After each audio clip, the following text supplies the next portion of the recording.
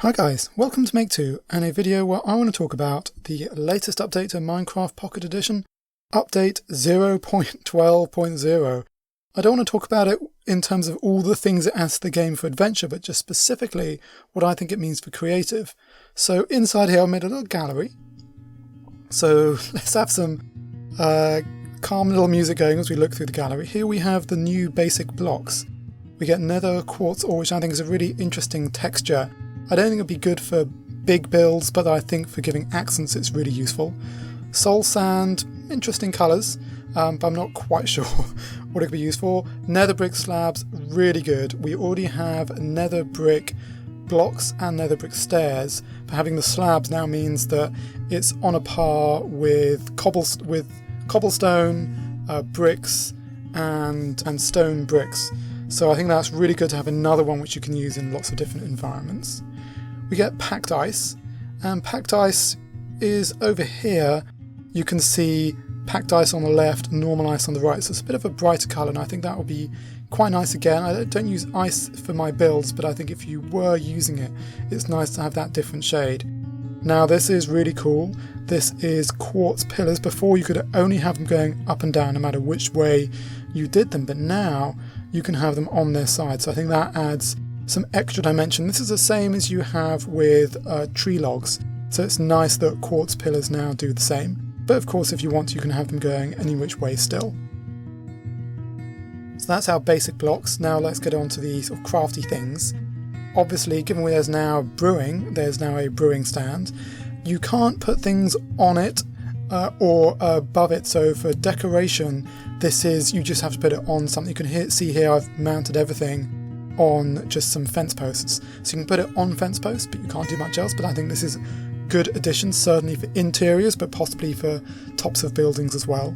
Now you have 3 different types of anvils, which are for making sort of weapons and stuff. Now let's go up a bit. From above you can see they do look different. The normal one, the slightly damaged, and the very damaged or very worn one. And here you can see they do, when you put more than one together, they do combine together, which I think is really cool. Nether brick fences, rounding out the nether brick, so I think that's another really good one. It's great to have a really dark, chunky version of fences. Enchantment table. I think this is going to be kind of useful for interiors, but I'm not quite sure how. Now we have all these skulls, skeleton skull, with a skeleton skull, zombie, Steve and a creeper. These are all pretty cool for decorating inside, but there's some really unique properties for these. First of all, unfortunately, though they can be placed on pillars, you can't place things, you can't stack them on top of each other. That would have been cool. I think they're half height, so you theoretically could have done, but what you can do is place them at any angle you like. So that means not just at 90 degrees as with every other block, but all sorts of angles depending on which way you're facing. So I think this does open up some possibilities. Certainly if you look at them from behind without the face, they look much more generic. So I think for building, certainly for facades or even for roofs, for putting one just on a corner of something, I think this will be a really good little detailed piece because it's so small.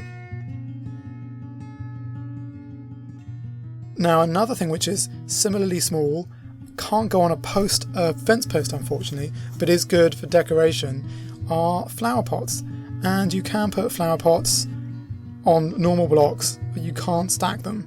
And in flower pots you can put any flower. Here I've put all the flowers that can fit in them. Any flower, but not a sunflower and not things like bushes, so rose bushes and grasses can't go in them.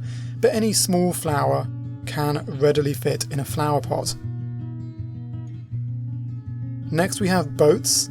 Now I think this could be useful. I might go back to my beach in my Let's Build series, because now you can't just have one, but you can have different coloured boats.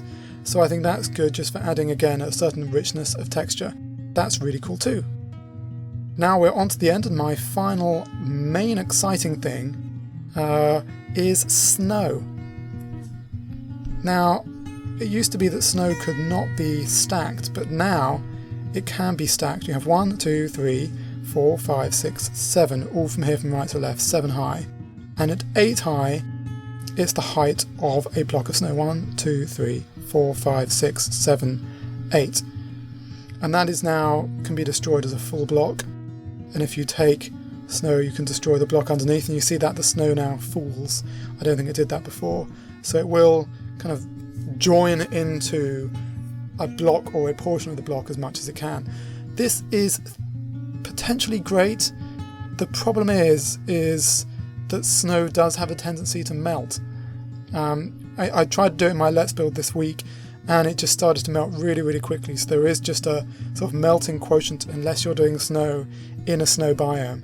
So I think while this offers amazing possibilities for getting really fine gradations, for say doing a slightly steeped roof, I think this would be excellent. But there are limits, so do be wary of it melting. If anyone knows of a way to get round it melting, please do let me know in the comments. So I think this update 0.12 added a whole load of features. You can see all the features here. I think it added a ton of stuff for survival, but I do think it added some really welcome additions to creative as well. So stay tuned for my Let's Build series, where I will be incorporating some of these pretty soon. I hope you found this helpful, and please stay tuned for more Minecraft videos and much, much more. Thanks for watching.